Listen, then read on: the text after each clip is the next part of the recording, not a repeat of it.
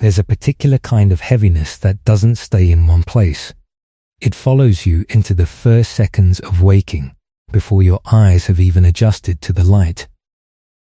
It slips into the quiet moments that are supposed to feel safe. It shows up at night, keeping real rest just out of reach. This is the weight of money, not just the digits on a screen, but the dread coiled around them, the constant mental math, the what-ifs that spiral faster than you can catch them. And here's the part almost nobody admits. The worrying itself often costs you more than the actual financial problem ever did.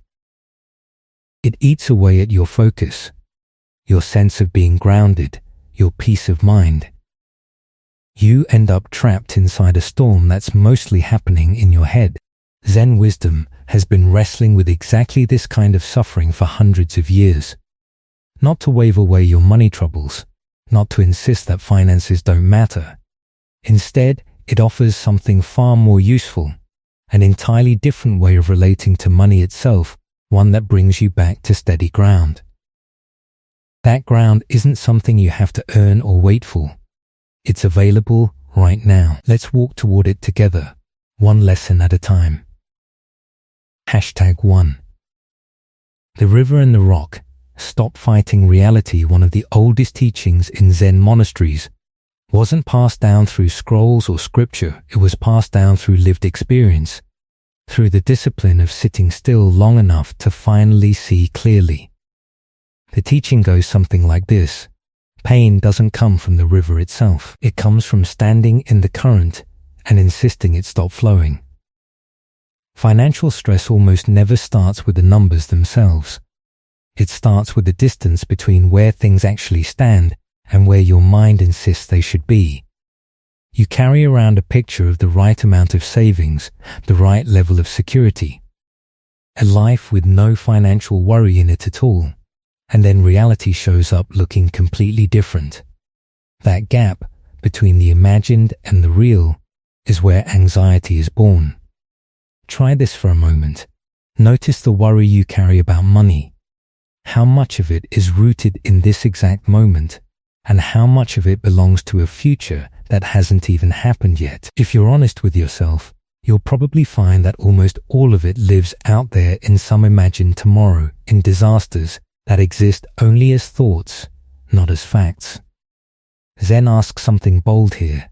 Bring your attention fully back to what's true right now, in this single breath. This isn't about pretending your situation is fine when it isn't. It's not blind optimism dressed up as wisdom. It's a simple recognition that this moment, the one you're in right now, is the only place where anything real is actually happening. The catastrophe you're dreading hasn't occurred. It may never occur at all. There's a practice built around exactly this. The next time financial fear starts pulling you toward a worst-case future, don't follow it. Instead, come back to what's immediate. Ask yourself, right now, in this exact instant, do I have what I need to breathe, to simply exist? More often than you'd expect, the honest answer is yes. Not that everything is solved, not that the problems have vanished, but this particular second doesn't contain the disaster your mind keeps rehearsing. The river keeps moving. That's simply what rivers do. A Zen practitioner doesn't try to stop the water, they learn to move with it. And the instant you stop burning energy fighting reality, that energy becomes available again, for clearer thinking, for real action, for solving the actual problem in front of you. Resisting what is doesn't remove the difficulty, it stacks a second layer of suffering on top of the first. True acceptance isn't surrender, it's the opposite. It's gathering yourself fully into the truth of your situation, so you're finally able to respond to it. That's where clarity comes from, and clarity is worth far more than any plan your anxious mind could ever come up with. #2. The empty cup. Letting go of the identity you've built around money. There's an old Zen story about a scholar who visits a master, eager to learn. The master begins pouring tea into the scholar's cup. He keeps pouring even after it's full, even as the tea spills over the rim, across the table, onto the floor. Confused, the scholar watches it happen. The master finally says, "You can't pour anything new into a cup that's already full." Most of us don't realize how much of our identity has quietly attached itself to money, who we believe we are, based on what we earn, what we own, what we can or can't afford. So when that identity feels threatened by a layoff, by debt, by sudden uncertainty, the fear isn't only about survival. It feels like the self itself is starting to come apart. Pay attention to the language people use. "I'm broke. I'm struggling. I can't afford this." Notice how personal that phrasing is, how completely a financial state gets fused with a sense of self. "I'm broke" isn't simply a fact about a bank balance. It's a statement about identity. And that fusion is exactly where so much of the suffering comes from.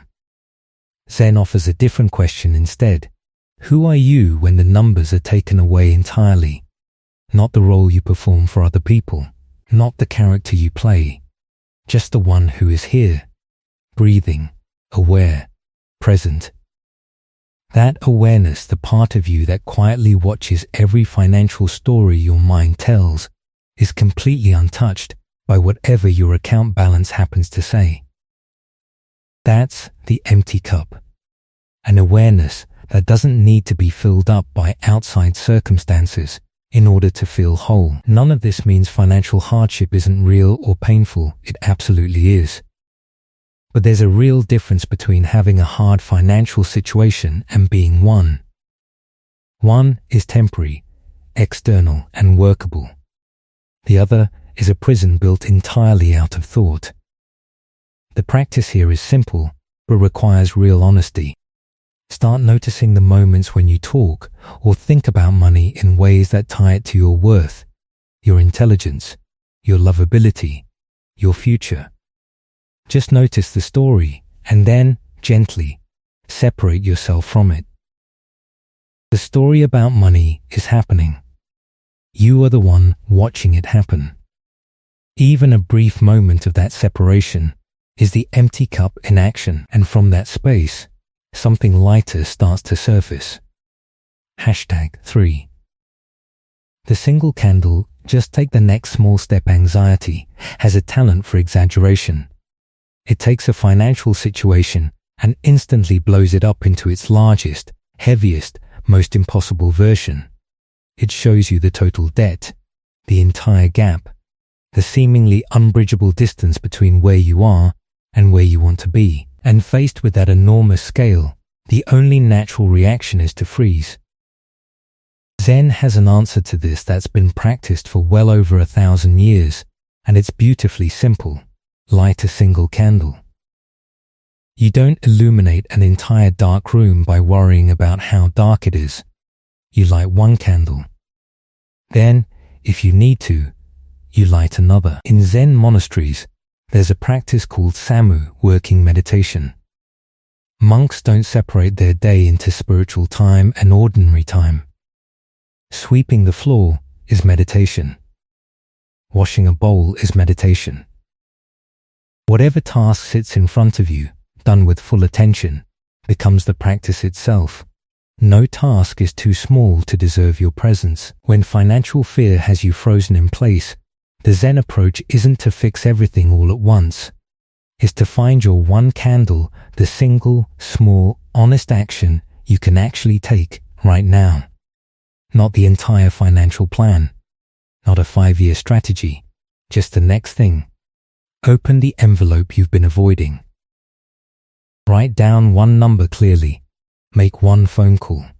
This matters more than it might seem, because anxiety, by its very nature, pulls you out of the present and into futures you have no power over yet. And every minute spent there is a minute stolen from the only place change can actually happen now. This candle practice rewires that pattern. When you take one small, genuine action in the present, your nervous system picks up on something important. You're not helpless. You're here. You're capable. That signal carries more weight than any affirmation because it's rooted in something real, not wishful thinking. You don't need the whole road lit up ahead of you. You only need to see the very next step, and the candle in your hand is enough light for that. #4. The space between thoughts, breaking the anxiety loop. Here's something most people never notice about financial anxiety.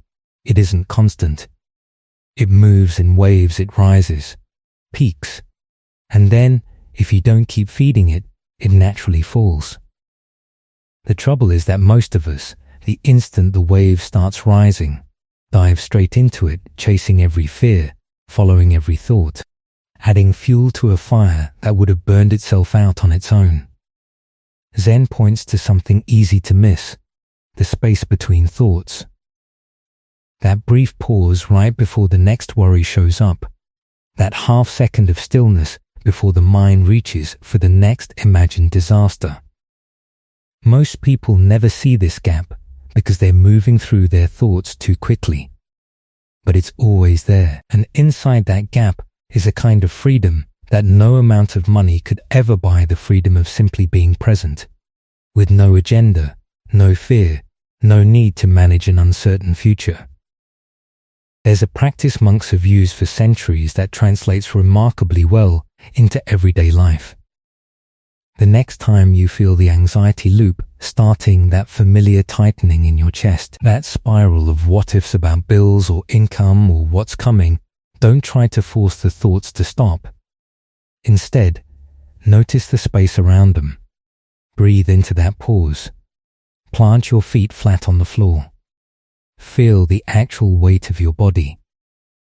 Take one slow breath and notice just for that single breath that you're here. Not buried in debt. Not stuck in next month's rent. Here, in this room, in this body, in this breath. This interrupts the automatic momentum of the loop.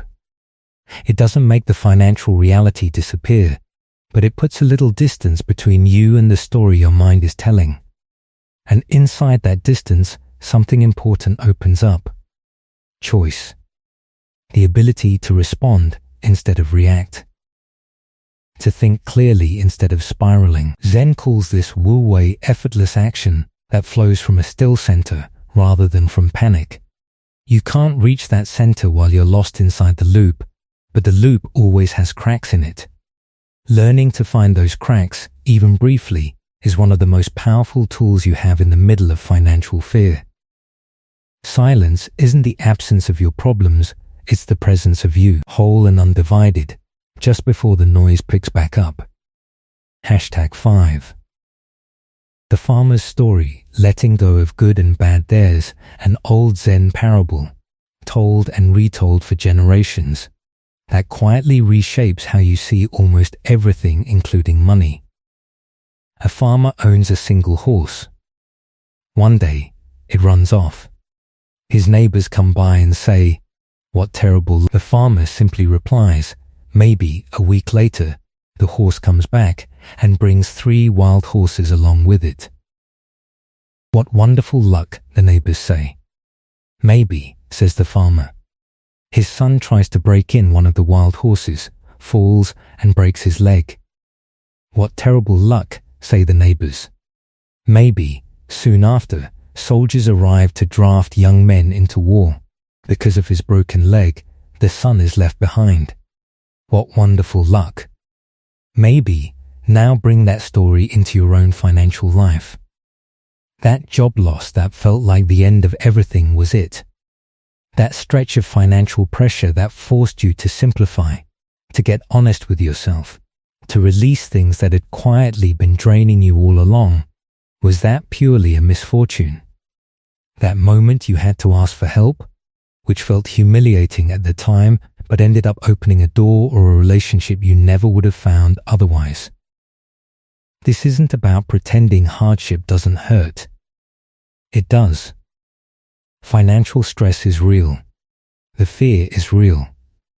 The pressure is real. But Zen invites you to loosen your grip on certainty about what any given moment actually means. Because a mind deep in anxiety is absolutely convinced it already knows how the story ends.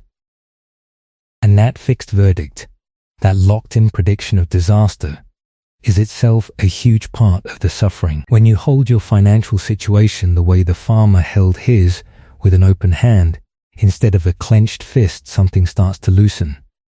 You stop pouring energy into the story of what this all means about your life, your worth, your future, and you start having energy left over for what's actually right in front of you.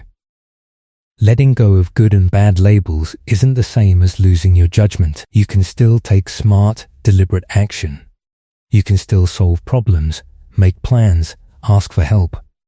But underneath all of that, there's room for a quiet that doesn't depend on how the story turns out, a willingness to stay inside the uncertainty without demanding to know the ending in advance. There's a specific kind of suffering that doesn't come from the difficulty itself, but from the meaning we layer on top of it. This means I failed. This means I'll never be secure. This means something is broken in me. Strip that layer away, not through denial, but through honest presence, and what's left is something workable. A situation. A moment. A breath. Something you can meet with clarity instead of dread. Zen has long observed that the mind, faced with uncertainty, tends to swing toward one of two extremes, grasping for total control or collapsing into despair. But there's a third option: simply staying present with what is, without needing to fix the feeling, escape it, or pin down what it means.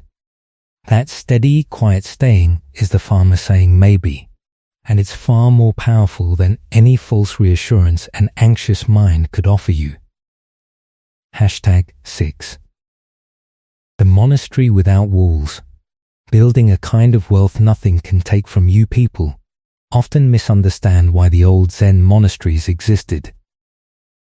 The monks didn't withdraw from the world because life out there was too difficult to face. They withdrew to see something clearly that the noise of ordinary life makes almost impossible to notice. Real security doesn't come from your circumstances. It comes from the quality of your attention, the steadiness of your presence, and the relationship you keep with your own inner life. Zen has a concept that roughly translates to inner wealth, not wealth in any material sense, but a richness of awareness, a fullness of being that doesn't rely on outside conditions. It's the capacity to be fully present to your own experience, to meet each moment with openness instead of fear. And remarkably, this kind of wealth is something financial anxiety simply cannot reach, not because it floats above material reality, but because it exists in an entirely different dimension of experience. Here's what that means for you practically right now.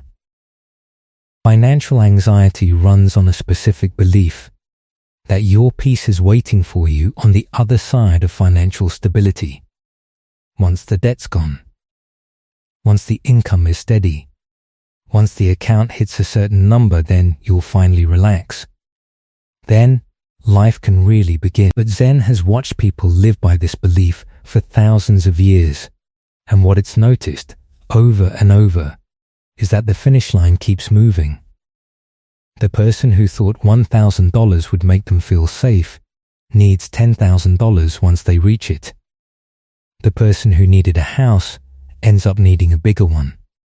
Not because they're greedy or short-sighted, but because looking for security entirely outside yourself simply has no natural endpoint.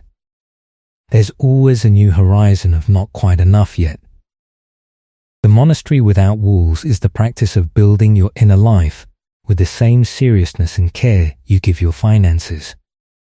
It means cultivating presence, noticing beauty in small, ordinary things, resting in genuine gratitude rather than performing it, developing equanimity, that steady quality of mind that doesn't swing wildly between joy and despair, but meets both with grounded clarity. None of this is passive. A monastery runs on discipline, attention, and consistent effort. Building this kind of inner wealth means actually practicing presence day after day. It means sitting quietly, even for 5 minutes, with your breath, without trying to fix anything. It means catching yourself the moment a financial story drags you into the future and gently bringing yourself back to now. It means noticing when you're measuring your own worth against your bank balance and reminding yourself that whoever is doing the measuring is not the balance itself. The Buddhist teachers who spoke most clearly about money and suffering weren't speaking from a place of ignorance about real hardship. Many of them had lived through genuine poverty, displacement, loss. What they discovered, right in the middle of that hardship, was a kind of inner ground that outside circumstances simply couldn't wear down. Not happiness in the everyday sense, but something deeper, something closer to unshakability. You're allowed to want financial stability. You're allowed to work for it, plan for it, take it seriously. None of this is asking you to stop caring about your material life. It's only asking you to stop handing your peace over to it, to stop making your okayness depend entirely on numbers you can't fully control, and to start, right now, in this very moment, building the kind of inner foundation that no market swing, no surprise bill, no outside circumstance can fully knock down. That's the monastery, without walls. It exists wherever you happen to be standing. It doesn't require any special conditions. It only asks for your attention, your honesty, and your willingness to keep returning to the ground of this present moment. You've always had access to it. Financial anxiety simply made you forget. These teachings are nothing more than the remembering. The way out of financial anxiety was never going to be a bigger number in your account. It's a different relationship with the moment you're actually standing in. These 6 Zen lessons aren't ideas to simply nod along with their practices to come back to, again and again, every time the weight of money tries to pull you under. Anxiety closes you in, presence opens you up. And every single time you choose the ground of now over the storm of what might happen, you're building something no market crash, no bill, no uncertainty can ever take away from you. Peace was never waiting on the other side of your finances getting better. It's already here, quietly, underneath all the noise. All you have to do is keep finding your way back to it.